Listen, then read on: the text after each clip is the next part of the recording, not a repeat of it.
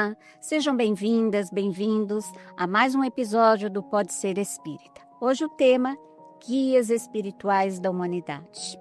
Seres enviados por Deus em todos os momentos da história, com a tarefa de auxiliar os povos no seu caminho para o progresso moral e intelectual. E a sua presença, a sua importância foi tão grande, tão profunda, que continua influenciando mentes e corações até os dias de hoje. E orientam as pessoas que de alguma forma têm o desejo de se conduzir no sentido dos seus ensinamentos, esses ensinamentos imorredouros que foram legados a todos nós. E juntos vamos compreender o papel desses seres e também refletir como a sua influência ecoa até os dias de hoje. Eu sou Sandra Kinoshita e estou hoje aqui conversando com Eduardo Miyashiro. Ele que é diretor das Relações Institucionais da Aliança Espírita Evangélica e presidente do Centro Espírita Renovar em São Paulo. E também apresenta todas as quartas-feiras o programa Um Tema Espírita em 1000 Palavras, no canal da Aliança no YouTube. Muito obrigada por ter aceitado o nosso convite, Eduardo, e nos auxiliar a entender melhor sobre este tema que nós consideramos tão importante.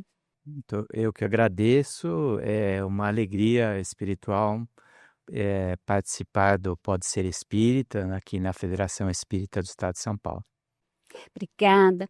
Eduardo, nós gostamos sempre de saber, né? Na verdade, uma curiosidade de saber como as pessoas chegaram até o Espiritismo. E aí nós gostaríamos que você contasse um pouquinho da sua história. Um pouquinho, né? Na minha infância, né, comecei a frequentar um centro espírita, na verdade, levado por minha mãe, e desde então, 4, 5 anos de idade, que eu me lembro dessas atividades no Centro Espírita Nova Era, no Belém, aqui em São Paulo. Depois, quando chegou a época da Mocidade Espírita, eu passei a frequentar o Centro Espírita Aprendizes do Evangelho, um dos primeiros centros da Aliança Espírita Evangélica, aqui no centro da cidade. E a partir da Mocidade, muitas atividades foram assim, a oportunidade para aprender, trabalhar, né, vivenciar o Espiritismo. Olha que interessante, muito bom, né? Deve ser muito bom poder dar os primeiros passos já no Espiritismo. Sem dúvida. Que bom. E já entrando no nosso tema, né, até do nosso próprio título, você poderia nos dizer melhor o que se entende por guias espirituais da humanidade? Bom, em primeiro lugar, vamos nessa noção de guias espirituais, né, que podem ser de pessoas ou de coletivos, até a própria humanidade planetária. Vamos lá no Livro dos Espíritos, né, a obra fundamental da doutrina espírita, que está dividida em 4 partes, conforme organizado pelo codificador Allan Kardec. A segunda parte trata especificamente da vida espiritual, do mundo espiritual. Então, há uma série de informações muito bem organizadas para isso. E o capítulo que fala da influência dos espíritos na vida corporal. Esse capítulo, ele fala uma série de coisas, mas principalmente como é que os espíritos influenciam os encarnados, né, que também são espíritos, mas estão na condição de vivos aqui na Terra, né, envergando um corpo biológico. E existe todo um segmento desse capítulo dedicado a anjos guardiães, espíritos protetores e familiares. E aí que se percebe que existe uma relação muito próxima para apoiar e auxiliar cada pessoa que está encarnada na Terra. Ali está bem afirmado que cada pessoa que está encarnada na Terra merece o apoio de um benfeitor espiritual, o seu guia espiritual. E ele menciona o fato de que não apenas os indivíduos, mas também as missões, os coletivos, os agrupamentos, as famílias, as organizações, os povos, as nações, as etnias e o próprio planeta.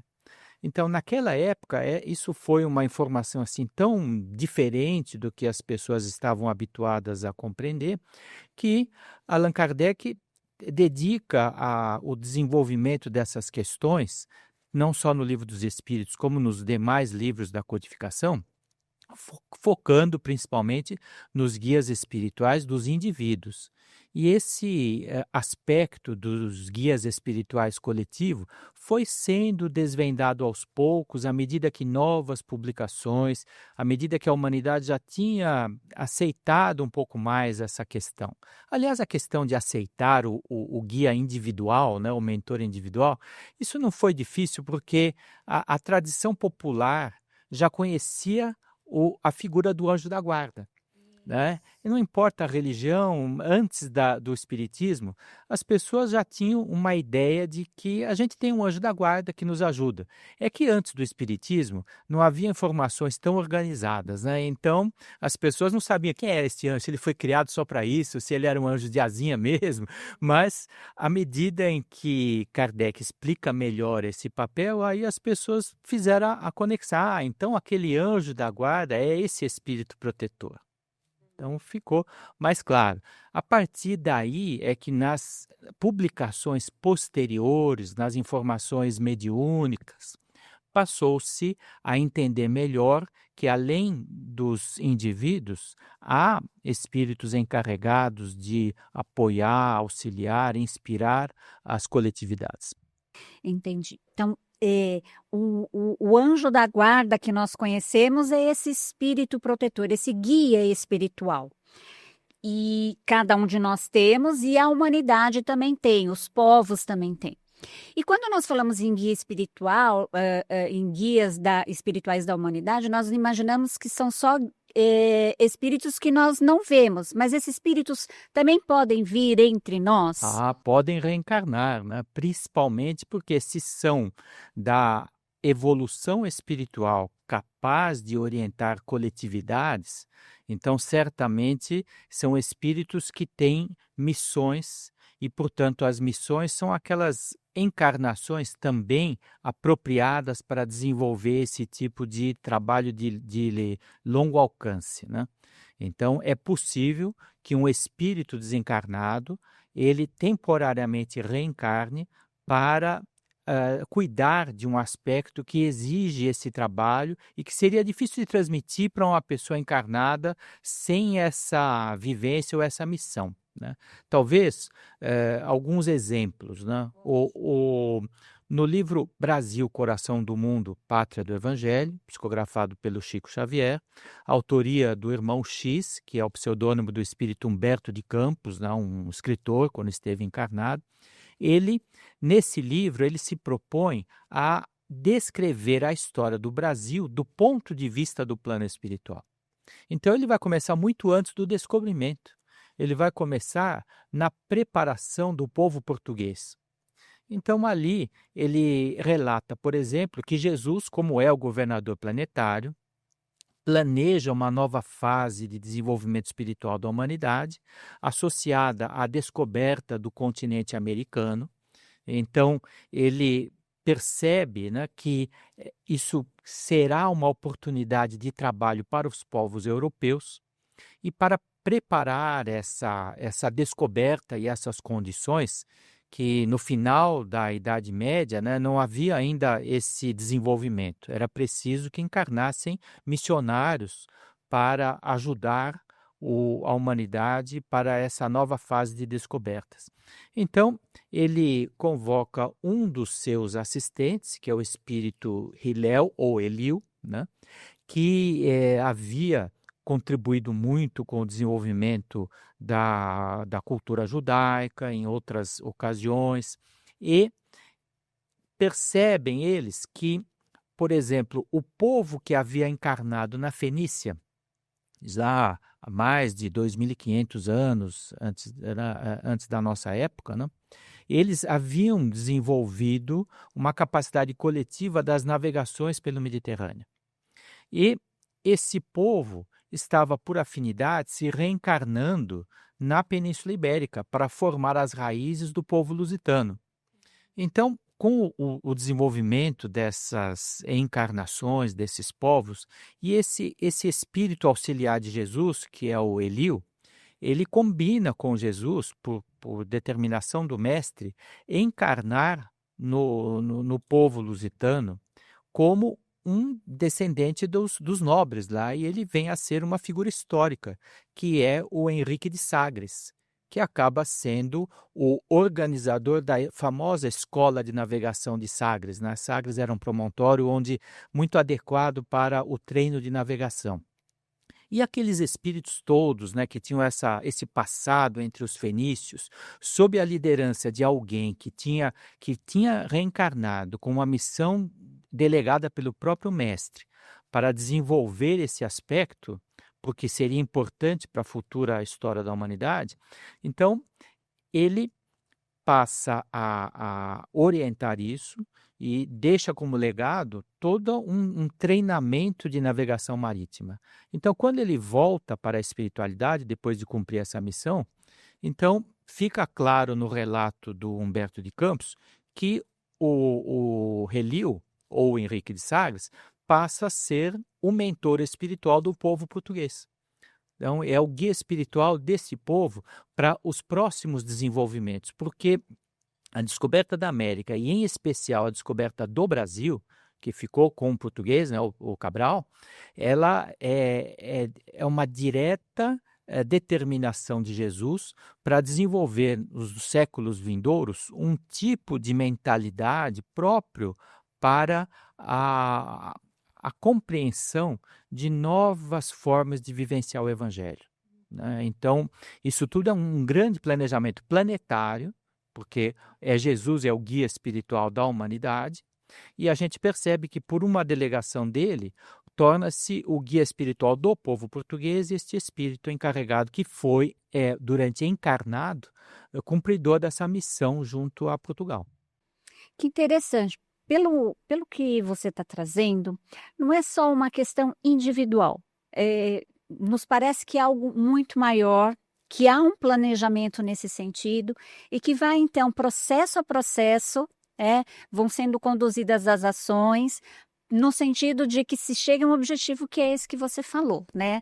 E então, este guia espiritual deste povo, como ele atua sobre o povo?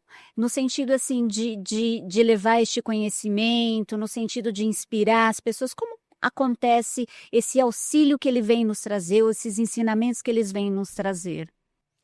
Olha, espíritos superiores, eles trabalham com planejamento, como você falou. Só nós aqui não planejamos as nossas coisas muito bem, né? Porque pelo que você falou, foi algo muito grande, não foi só uma Sim, coisinha não, que aconteceu, né? Ah, reencarnou, ou Não, foi algo muito grande que foi claro. feito.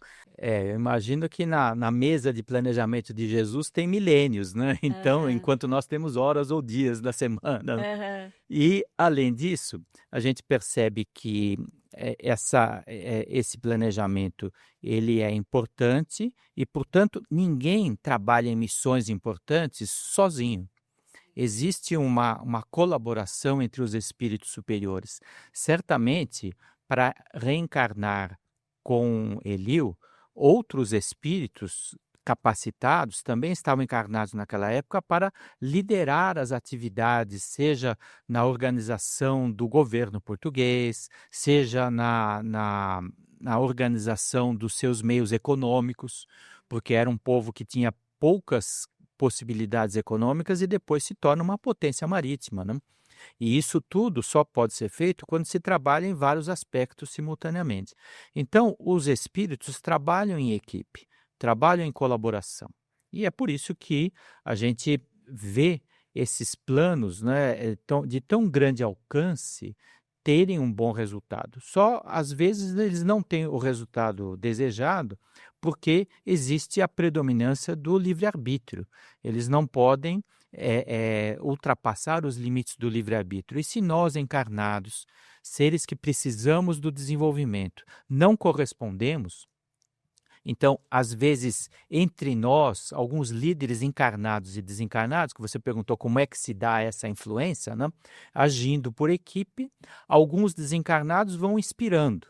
Por exemplo, quando a gente se desliga durante o sono, que é aquele momento, né, do que o espírito deixa o corpo descansar e vai se instruir, ou então vai frequentar outros lugares, né, de acordo com a sua afinidade espiritual, é um momento desses mentores intuírem, inspirarem, melhor dizendo, essas pessoas que têm algum papel-chave nesse processo de grande planejamento.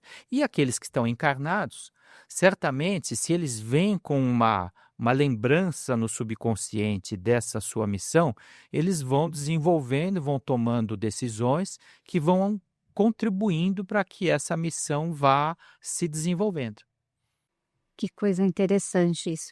E quando você diz que esses guias espirituais, eles reencarnam, né, para um determinado fim, um determinado objetivo. Pelo que você falou agora, eles vêm então nos auxiliar num avanço intelectual, né, num salto, muitas vezes num salto ou às vezes não, porque algumas coisas são Sim. gradativas. É isso, eles vêm nos auxiliar no sentido daquilo que nós não conhecemos ainda, não temos entendimento intelectual, eles vêm nos trazer isso. Você sabe que sempre se diz, né, isso que os espíritos superiores nos informam desde a época da codificação que nós avançamos em conhecimento e em sentimento, né? A razão e o amor são as duas faces do trabalho da evolução. Então, eh, há muitos campos nos quais os espíritos podem atuar, seja na evolução da sociedade, seja no campo da benevolência, seja na abnegação, seja no desenvolvimento das estruturas religiosas, né. Então, por exemplo, eu fui, tentar recuperar aí algumas coisas que eu já tinha lido faz tempo, né, e vejo lá o seguinte, em A Caminho da Luz. É um livro em que o Emmanuel, através da psicografia do Chico, repassa toda a história do planeta Terra, desde a sua formação, explicando que Jesus é o governador planetário que presidiu a todo esse processo, tá, de desenvolvimento da Terra nesses bilhões de anos, né? E a gente percebe que existe, então, um planejamento para que a humanidade, que são bilhões de almas, né, encarnados e desencarnados, veja, nós temos 8 bilhões encarnados, né? No começo da história tínhamos menos de 1 bilhão, e hoje aumenta cada vez mais a quantidade de encarnados devido a esse processo de necessidade de evolução, tanto individual como coletiva. Então, mais gente precisa estar encarnada ao mesmo tempo. E, portanto, a população total da Terra gira em torno de 20 a 30 bilhões de pessoas, só que não pode estar todo mundo encarnado ao mesmo tempo. E um exemplo, né, desse aspecto, havia necessidade na Idade Média de uma retomada espiritual, porque a sociedade ocidental havia se perdido depois da queda do Império Romano, né? Por mais que o governo espiritual da Terra tivesse investido no Império Romano para que ele pudesse disseminar o cristianismo, né, quando ele tivesse essa unidade de governo, mas isso não aconteceu. Então, houve muitos descaminhos aí, né, distorções do processo histórico. Então, Jesus planeja essa época da Idade Média, onde praticamente desaparecem as cidades, surgem os feudos, e o Emmanuel explica, olha, havia necessidade do homem voltar ao campo para uma vida mais simples, e aqueles grandes reis e líderes, né, eles ficaram isolados para que pudessem meditar e aos poucos se recuperar tanto a sociedade organizada na Europa Ocidental, como a religiosidade. Então a gente vê o seguinte, lá no A Caminho da Luz, você percebe que esses mentores espirituais da humanidade vêm nessas horas. Então, nessa fase de dispersão, em que não havia países organizados, né, nessa época, havia só os feudos, então ele relata lá o seguinte, a época do Carlos Magno. Quem foi o Carlos Magno? Ele diz lá, um dos grandes imperadores responsáveis do começo do Império Romano. Tá? Então, se a gente vai, ele não fala quem é, mas se a gente vai pesquisar, existe na história um consenso de que houve 5 bons imperadores. A gente só lembra dos ruins, né? Lembra só do Nero, do Calígula, né? Verdade. Mas diz que houve 5 bons imperadores, né? Que foi o Trajano, o Antonino Pio, e o último dessa série, né, um período que vai de 80 a 140, é o Marco Aurélio, que é um imperador filósofo, um imperador que escreveu os artigos ligados à paz e o entendimento da vida humana. Então, é muito provável que o Carlos Magno seja a reencarnação do Marco Aurélio, tá? Ou de um desses 5, né? Que foram considerados assim bons imperadores justos, né? E a gente percebe que ele, quando o Emmanuel conta que era uma pessoa que tinha sido imperador e estava, eh, digamos, empenhado em reorganizar a sociedade, e ele reencarna como Carlos Magno, líder dos lombardos, e que depois, por uma série de circunstâncias históricas, é aclamado como imperador em Roma. E Roma, nessa época, já não era mais o Império Romano, né? Já era uma espécie de tradição de considerar a cidade como uma liderança. Mas a própria liderança religiosa já tinha saído de Roma e ido para Constantinopla. Mas é o Carlos Magno que lança a semente de uma nova organização de poderes na Europa. Aí, quando isso começa a prosperar, então vem uma outra fase, que já chegando no ano 1100, 1200, vem o Francisco, que é o encarregado de desenvolver o lado espiritual. E é por isso que, mesmo numa época onde a religião era muito formal, estava espalhada assim em sábios que se isolavam em conventos para desenvolver os pensamentos, mas a população estava totalmente à margem, né, dos conhecimentos mais básicos dos ensinamentos de Jesus. Então é Francisco que vem e ele já encarna numa Europa um pouco mais organizada, já 300, 400 anos depois do Carlos Magno, para poder deixar os exemplos de como é que pode ser a religiosidade ao alcance da população. Então, mesmo a população sem saber ler, eles acabavam reconhecendo assim, puxa vida, mas aquele homem, ele desenvolveu lá uma ordem de religiosos que as pessoas abriam mão assim dos seus interesses pessoais para viverem uma vida de humildade. Isso acabou ajudando a reconstruir a civilização na Europa, né? Então a gente pode ver, por exemplo, né, que eles encarnam e desencarnam, mas essas missões, tanto a espiritual como a material, né, elas são planejadas na espiritualidade. Então como é que um mentor, né, de povos ou de religiões vai atuar? Seja como um bom exemplo encarnado, seja como um inspirador desencarnado. Como dizem, né, diz na doutrina dos espíritos que o progresso ele é gradual. E exatamente isso que você está trazendo. Vem um espírito, encarna e ele traz ali um avanço em algum sentido, preparando o caminho exatamente para o outro, para que assim possa se avançar um pouco mais, seja na vertente, no viés do progresso intelectual, quanto moral também. Não é isso que acontece? Isso. Muito bom. E aí, pensando também ainda nesse sentido, né, quando falamos desse auxílio, nós conseguimos, então, se olharmos para a história, nós conseguimos identificar, então, esses guias espirituais da humanidade, pelo que eles trouxeram de progresso, não é isso? Nós podemos ver grandes missões, né? Em geral, eles não dizem com clareza, muitas vezes por modéstia, muitas vezes para não atrapalhar a nossa participação na evolução, quem faz exatamente o quê. Às vezes, só depois de alguns séculos que a espiritualidade quer dar uma visão panorâmica e vai revelando algumas coisas, né? Então, por exemplo, nesse mesmo livro, Brasil, Coração no Mundo, Pátria do Evangelho, eles reforçam como Ismael foi designado para ser mentor espiritual do Brasil, o guia espiritual do Brasil. Isso já era uma informação sabida desde o século XIX, pois na época em que o espiritismo estava se desenvolvendo aqui no Brasil, os primeiros grupos espíritas no Rio de Janeiro e na Bahia já tinham recebido essa informação de que Ismael era o guia espiritual do Brasil. Tá? É só 30, 40 anos depois, quando se escreve o livro Brasil, Coração do Mundo, Pátria do Evangelho, que vem detalhes dessa designação, que é quando se organiza, então, a sequência desse trabalho que nós falamos agora há pouco, que foi a descoberta das Américas, e aí é Jesus que solicita a Ismael que, em particular, cuide do nascimento, crescimento e consolidação da nação brasileira.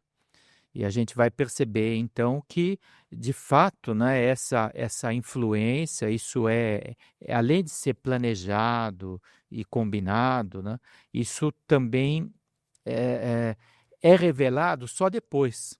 Então, entre o momento em que os espíritas ficam sabendo, aqui no século XIX, no Rio de Janeiro e na Bahia, o nome do guia espiritual do Brasil era Ismael, até o momento de poder explicar melhor esse processo, também se passaram algumas décadas. Sim, sim.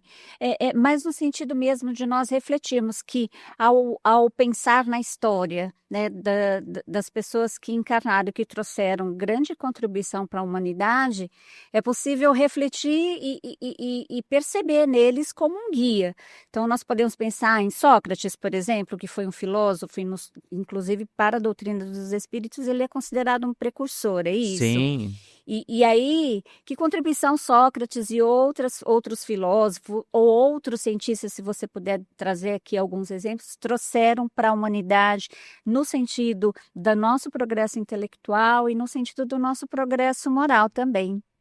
Olha, esse exemplo da Grécia clássica é algo também muito claro, foi bom lembrar disso, né, para a gente poder entender a forma como a humanidade se desenvolve por influência dos mentores espirituais, né? Então, a gente percebe o seguinte, que já havia aqueles filósofos chamados pré-socráticos, portanto, anteriores ao Sócrates, né, já haviam desenvolvido um interesse sobre compreender o destino da vida e a razão das coisas que existem, né? Aí, quando chega o Sócrates, já é uma época em que a sociedade está um pouco mais organizada, né? Aquele século de ouro do Péricles, onde a democracia se estabelece como uma forma mais estruturada de governo, onde não há propriamente uma liderança autocrática, e sim eles encontram uma maneira de compreender os interesses da coletividade. Era assim que nasceu a democracia ateniense, né, quando os cidadãos se reuniam. É claro que nós estamos falando de 2.300, 2.400 anos antes, então havia o que era o direito, não havia nem o direito romano. Então, quem eram os cidadãos eram apenas os homens maiores e proprietários, né? Aqueles que eram os escravos, as pessoas simples, os jovens, os idosos, as mulheres não tinham esse direito. Mas já não era mais aquela época onde havia uma liderança autocrática, dizendo, eu que mando e que vocês me obedeçam, senão corto-lhes a cabeça, né? Esse modelo de governo, ele é inspirado pelos filósofos que buscam compreender e aprimorar a moral humana. Então é graças a essa sequência, a escola do Sócrates, da qual veio Platão, a escola do Platão, da qual veio Aristóteles, né? É essa fase onde está se organizando a sociedade de uma maneira melhor, de uma maneira assim, experimentando o que vem a ser democracia. É claro que a democracia, como nós a conhecemos hoje, ela está muito integrada na nossa forma de nos governarmos, de administrar a sociedade, né? A gente hoje teria dificuldade de compreender a democracia ateniense, né? Mas quando a gente olha nesses milhares de anos, a gente percebe que quando existe uma grande influência para elevar o moral do ser humano, que o caso Sócrates é o protagonista desse esforço, é que consegue-se obter um avanço social. E vocês veem que o Sócrates ele também não foi compreendido. Acusaram ele de ser um corruptor da juventude, o condenaram à morte, a beber a cicuta, né? Quer dizer, todos aqueles que são os líderes inovadores, que são mentores da humanidade, no seu tempo não são compreendidos, né? Assim como Jesus foi condenado, né? Sócrates também foi condenado, e só quando o tempo passa é que se percebe o grau, né, da sua contribuição para o nosso progresso. Então, falando em exemplos, né? Então, é difícil de deixar de considerar que Sócrates seja realmente não apenas o mentor de uma evolução social em Atenas, né? Mas sim o mentor de um desenvolvimento de novas formas mais justas de governo, que ficaram conosco, né? Que se desenvolveram até hoje. E nós podemos imaginar também que os avanços científicos, os avanços de organização social, né, eles têm os seus mentores. A gente pode imaginar, por exemplo, o que era a saúde do ser humano antes do século XIX e depois do século XIX. Né? Então, talvez o grande exemplo seja Louis Pasteur. Uhum. Pasteur, um inspirador das mudanças no respeito à saúde do ser humano. Né? Então, para vocês terem uma ideia, né? O Pasteur, com a sua contribuição, ele que é conhecido em geral pela vacina contra a raiva, né? Mas quando você vai estudar esse aspecto da vida dele, o que estava acontecendo, ele estudou a questão da pasteurização, né? Que era ferver o leite, né? Para matar os micro-organismos que podiam contaminar o ser humano. Ele vai compreender, não é ele o inventor da vacina, né? Que é o Jenner. Em todo caso, ele é o primeiro que tem a coragem de arriscar sua própria reputação profissional para salvar a vida de um menino que tinha sido contaminado pela mordida de um cão raivoso, né? E a partir disso, ele oferece uma mudança na forma de encarar o que é a saúde do ser humano.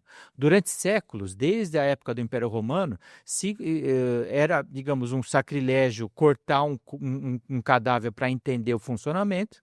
Né? Os poucos que fizeram isso faziam isso às escondidas, né, para não serem tidos como bruxos, portanto, durante muitos séculos não se entendia bem qual é o papel do sangue, qual é o papel do coração, qual é o papel do pulmão. Né?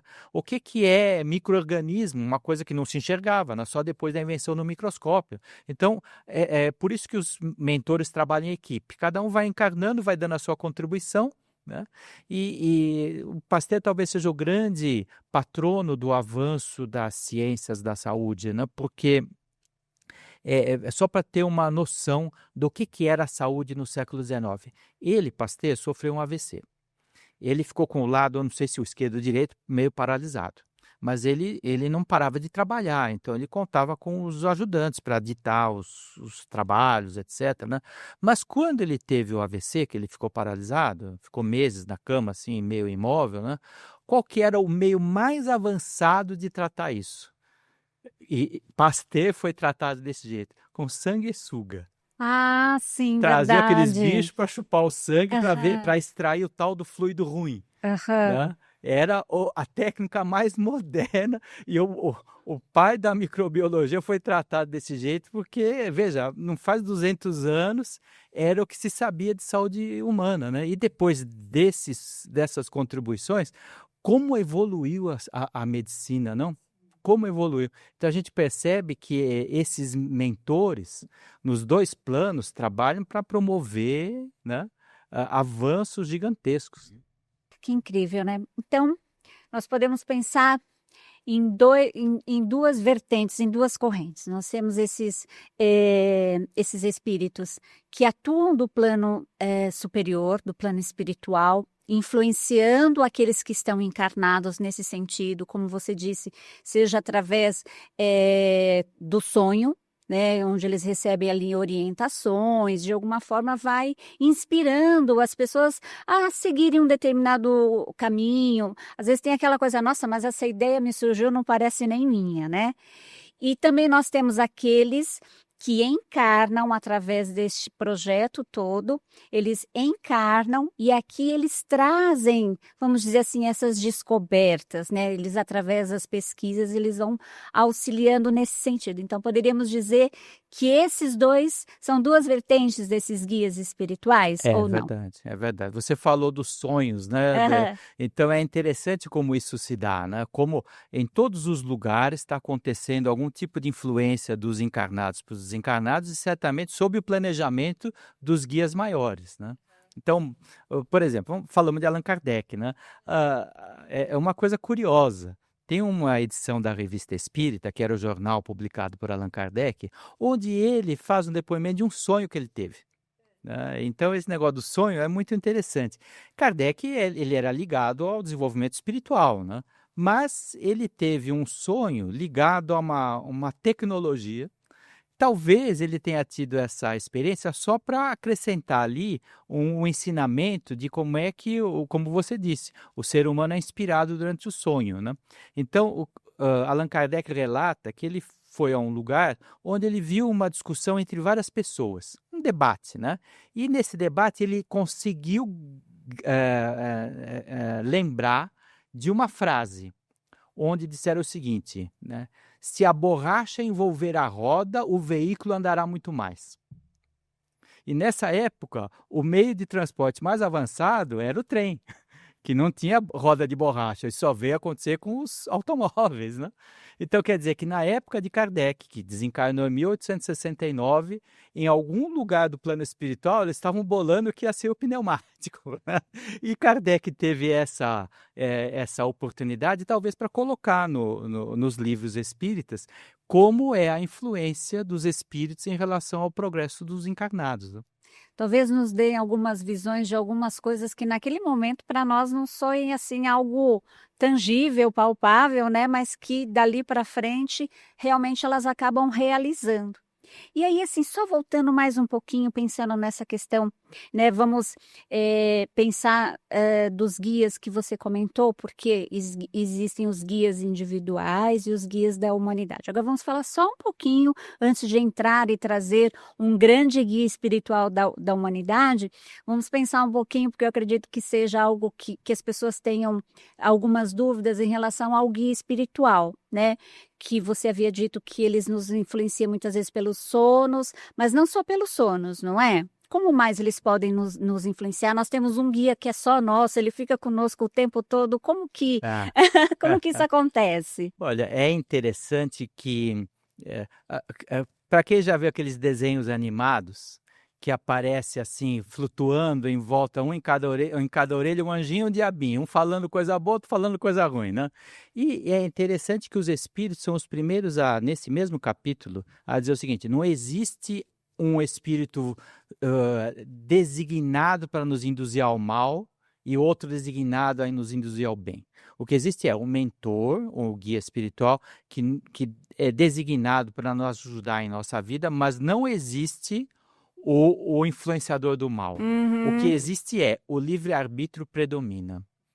Então, o que acaba acontecendo é que as nossas influências individuais, elas são pautadas pela nossa vibração e as nossas escolhas. Se eu estou com a mente muito voltada para a violência, vingança, ódio, por mais que o meu mentor espiritual queira me dissuadir disso, eu não consigo ouvi-lo por falta de afinidade. Eu só consigo ouvir aquela multidão de espíritos que quer colocar lenha na fogueira, como se diz na gíria, né, de incentivar a violência, o ódio, o ressentimento e a vingança. Então, o que acontece? Quem pauta a afinidade vibratória é a minha escolha, a minha tendência, tá.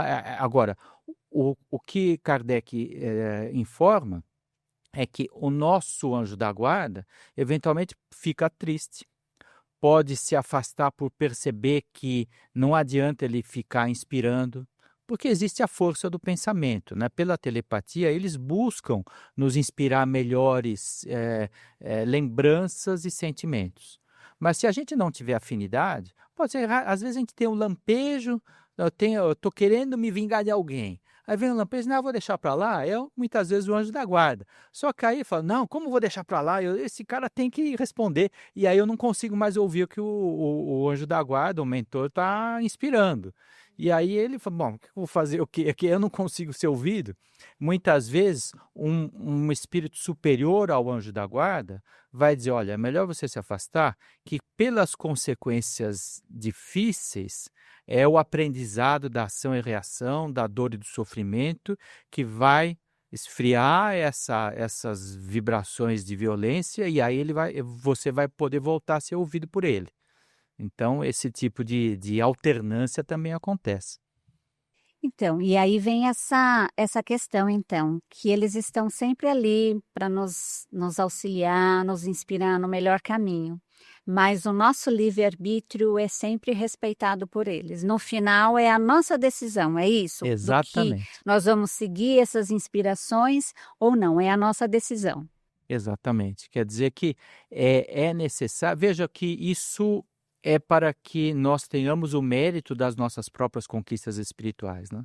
Se a gente simplesmente fosse um autômato em relação às inspirações do anjo da guarda, nós não teríamos o mérito desse esforço de progredir. O mérito seria todo dele, né?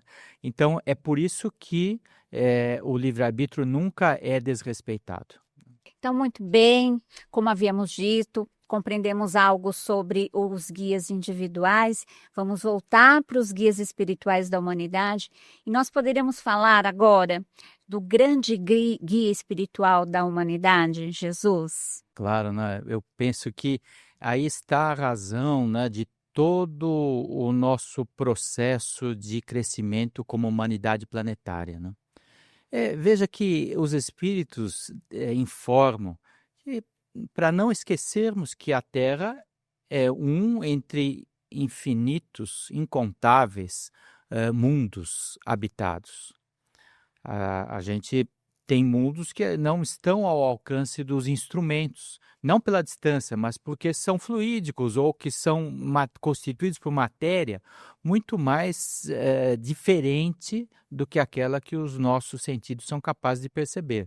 Então, os astrofísicos mesmo, eles lançaram com o nome de matéria escura e energia escura, né, uma porcentagem muito grande, 95% do que existe no universo, medido apenas pelos seus efeitos, né, pela aceleração ou desaceleração de galáxias.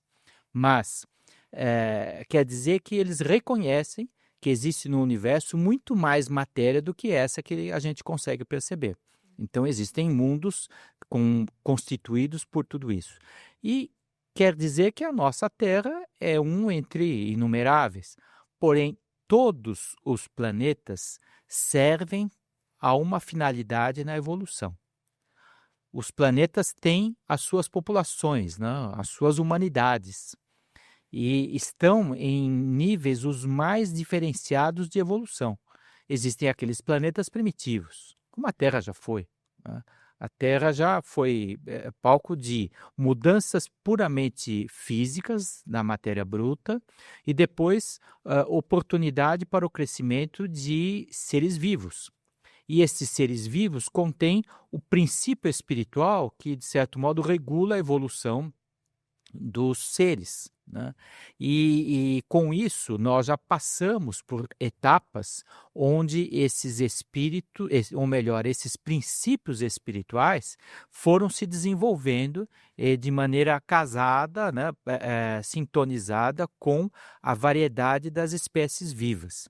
Agora, isso não pode ter sido feito de maneira casual, como quer a ciência, né? Porque seria simplesmente pelas mudanças fortuitas das cadeias de DNA que se geram uma mutação e como é que essa mutação é tão precisa a ponto de dotar aquela espécie de uma capacidade que melhora a sua sobrevivência, né? Isso é, como nós falamos agora, parte do planejamento dos espíritos superiores. O que somos informados é que, coordenando o processo evolutivo da Terra, está o Cristo planetário, o guia espiritual da humanidade terrestre. E está num estágio evolutivo, não é tão diferente, tão avançado em relação a nós, que há muita controvérsia, né? Mesmo os autores espirituais e os próprios espíritos desencarnados têm as suas visões diferentes sobre qual é o nível em que está Jesus. Tá? E nós estamos tão longe dele que não é de se surpreender que a gente não entre em um acordo mesmo sobre qual é a sua estatura espiritual. Nós preferimos, pessoalmente, acompanhar o Emmanuel, que nesse livro A Caminho da Luz descreve o Cristo, aquele que encarnou como Jesus de Nazaré, o espírito responsável por projetar, criar e desenvolver o planeta desde a sua origem. Então, todas aquelas forças cósmicas que deram origem ao planeta, né, que mudaram a consistência do seu corpo físico, do seu núcleo, a distância em relação ao Sol, a variedade das forças, a composição atmosférica, tudo isso como sendo obra do seu planejamento. Então a gente percebe que ele realmente conhece o planeta por ser o autor desse projeto que veio a constituir a Terra e, portanto, ele detém o conhecimento dos processos evolutivos do espaço físico e do espaço espiritual ao redor da Terra, do estágio em que estão os espíritos que aqui habitam, desde que eram mônadas, ou seja, que é um termo que a tradição espiritual utiliza para designar a fase dos princípios espirituais anteriores à fase da autopercepção, né? E, finalmente, perceber como é que essas influências entre os demais planetas do sistema solar e os demais mundos que existem no universo se acontecem, porque os mundos também se influenciam. Tá?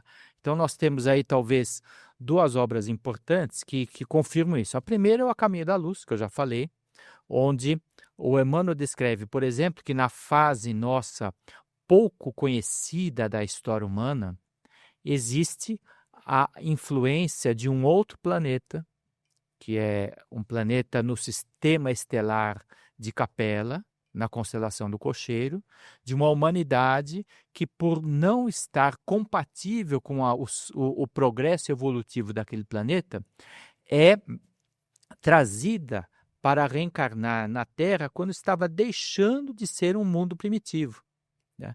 E com essa reencarnação coletiva dessa parcela da humanidade desse planeta, tanto ajudar o nosso processo, como eles poderem se redimir desses erros de conduta que os tornaram incompatíveis com aquela evolução moral do outro planeta. E o Emmanuel designa o seguinte, que Jesus, como governador planetário, reúne esses espíritos que deixam de encarnar naquele planeta para encarnar no nosso, prometendo que num tempo futuro as condições espirituais da humanidade melhorariam com a sua contribuição, com a contribuição deles, espíritos capelinos, e que ele próprio um dia viria para dar um alento e um impulso espiritual para a humanidade.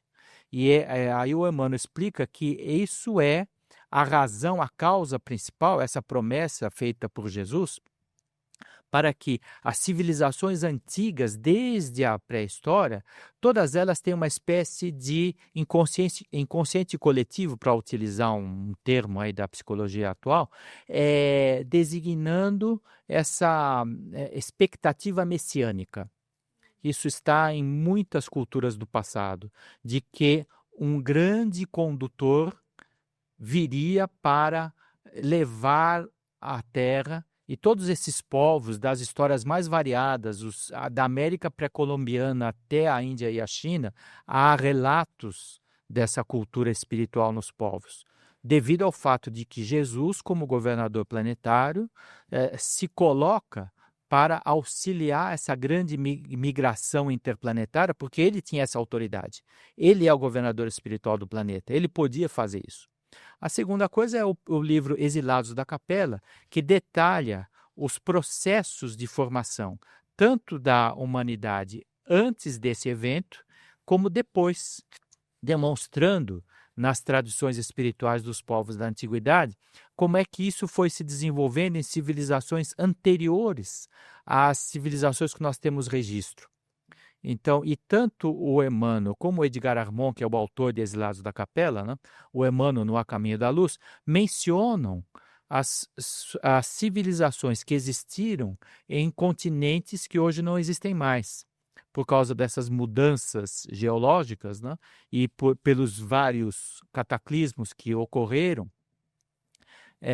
em que esses povos tiveram essas encarnações como uma fase intermediária necessária para promover um avanço espiritual do planeta. Então, quer dizer, esse tipo de coisa, né, que é claro que para nós ainda estamos muito longe desse nível evolutivo de Jesus, mas a gente, por esses indícios, né, consegue perceber que nos grandes fatos da história da Terra, é Jesus que determina o encaminhamento, sempre visando, por isso que ele ama a humanidade, né, visando o bem de todos os encarnados e desencarnados ligados ao planeta Terra.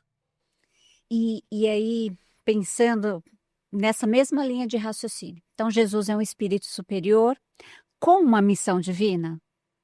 Uma missão divina, com certeza, porque a vontade de Deus em relação a toda a criação, a todos os planetas, a todos os espíritos que existem no universo, é a evolução. Todos nós fomos criados para a evolução. Então, cada espírito responsável por promover progresso, seja de si mesmo, seja de uma família, seja de uma tarefa conjunta, de uma cidade, de um país, de um planeta, né, estão fazendo a vontade de Deus, que é promover a evolução. E você poderia nos falar um pouquinho mais, porque você nos trouxe aí todo esse planejamento, Jesus enquanto governador e o que ele foi fazendo para trazer esses espíritos para cá, para auxiliar, né, a humanidade. Como Jesus, enquanto essa missão divina, esteve aqui encarnado entre nós, até se tornar, como nos dizem os benfeitores, nosso modelo e guia. O que ele nos trouxe enquanto ensinamentos, enquanto mensagens de esperança, para chegar a este patamar que é reconhecido pela doutrina dos espíritos como um espírito que nos serve mesmo de modelo e de guia para que nós possamos seguir? Olha, começando da missão mais conhecida e registrada, né, que é a que consta do Evangelho, né? Vejam que em 3 anos de tarefa pública, quando ele realmente assume que ele veio para ensinar a sociedade, até o momento da sua condenação à morte e crucificação, nesses 3 anos ele transforma totalmente o conceito de moral e progresso espiritual do ser humano. É claro que na hora ninguém entendeu isso, né? Mas é por isso que a história do mundo está dividida em antes de Cristo e depois de Cristo, porque não é simplesmente uma contagem de tempo, né?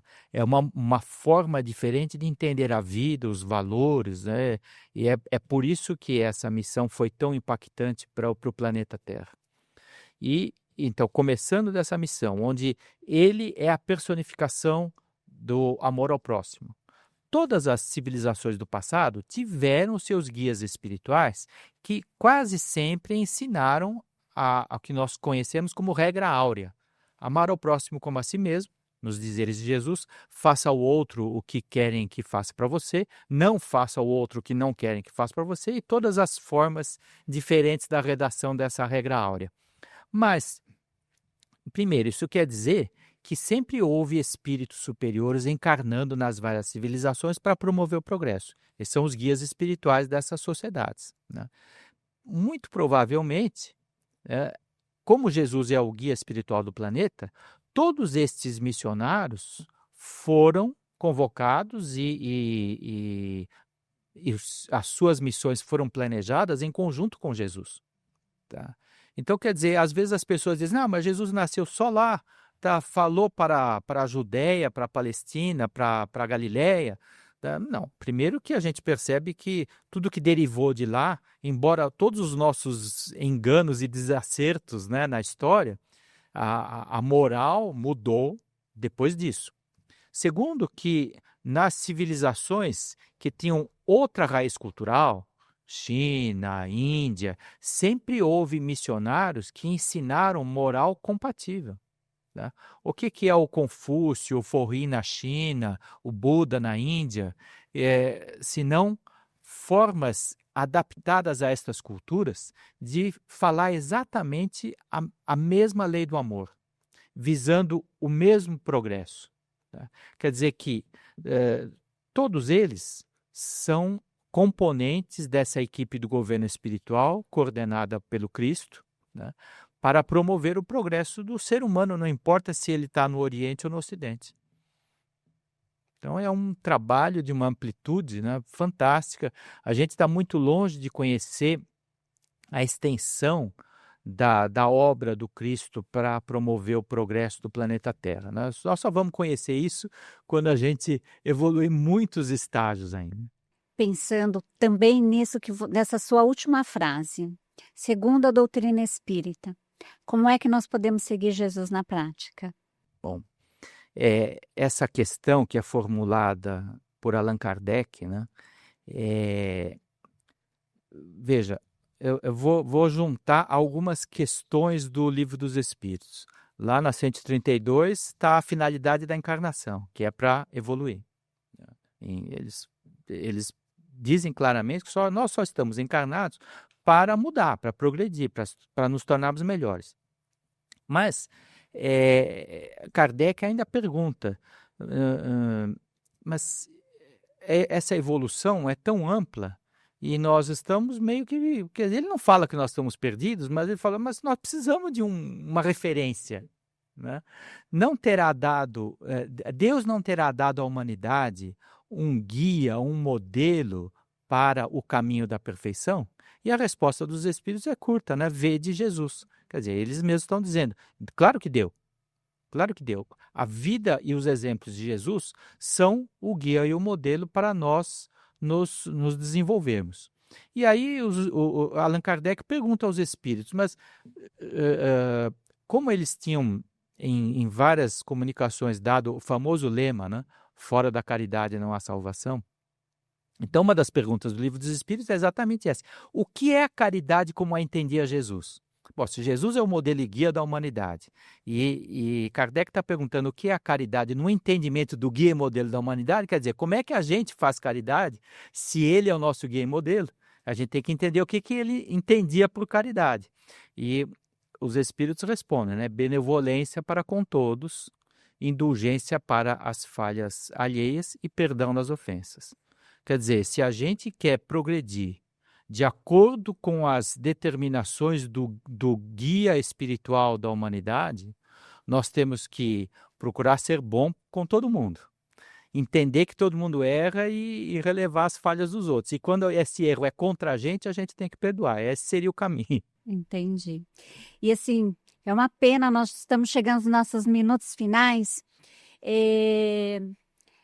Neste nosso caminhar para seguir Jesus, sabendo que os guias espirituais nos auxiliam nesse sentido, o que fazer para afinar as percepções dessas inspirações que chegam até nós? Como fortalecer essa nossa conexão com estes guias espirituais? Olha, vai até parecer que eu sou repetitivo. Eu vou para mais uma questão do Livro dos Espíritos, né? Porque foi o codificador que, avançando mais nessa questão, ele pergunta o meio de nós nos melhorarmos, né? E os Espíritos respondem, eu conheço-te a ti mesmo. E depois, na sequência, é Santo Agostinho que vem falar sobre o método de autoanálise, que é todas as noites refletir os nossos atos sob a avaliação da nossa consciência. Quer dizer que eu acho que para conseguirmos nós seguir a Jesus, atendendo, considerando que ele é o guia espiritual de toda a nossa humanidade planetária, é realmente fazer uma análise de consciência e verificar o quanto nós estamos acertando ou estamos errando. Então, há necessidade de um esforço metódico de autoconhecimento, de autoanálise, de bastante sinceridade com a nossa própria consciência, para que a gente possa fazer mais aquilo que é em conformidade com o guia e modelo e fazer menos aquilo que é contrário, né? Então, isso é um trabalho que é toda noite, ou todo dia, ou toda manhã, ou toda hora que eu parar tiver um tempinho de parar e me avaliar. É um esforço da consciência moral. Eduardo, eu quero te agradecer por esses momentos, né, por nos auxiliar a compreender melhor este tema. E desde já dizer que esperamos você aqui em outras oportunidades, desejar você muito sucesso, né, nas suas atividades e também no seu programa. E nós vamos reforçar aqui, é o programa que vai ao ar toda quarta-feira pelo canal da Aliança YouTube, e o nome é Um Tema Espírita em 1000 Palavras. De verdade, muito obrigada pela sua presença. Eu que agradeço. Nós sempre achamos que a Federação cumpriu um trabalho maravilhoso aí de conhecimento, informação e principalmente formação do ser humano, e esperamos que a gente sempre possa colaborar. Obrigada. Muito obrigada a você que nos acompanhou e que prestigia o Pode Ser Espírita, o podcast da Federação Espírita do Estado de São Paulo. Se você gostou, curta, compartilhe e comente, inclusive trazendo sugestões de algum tema que você gostaria que fosse abordado pela equipe do Pode Ser. Desejamos a você e a todos os seus uma semana abençoada e esperamos você no próximo episódio.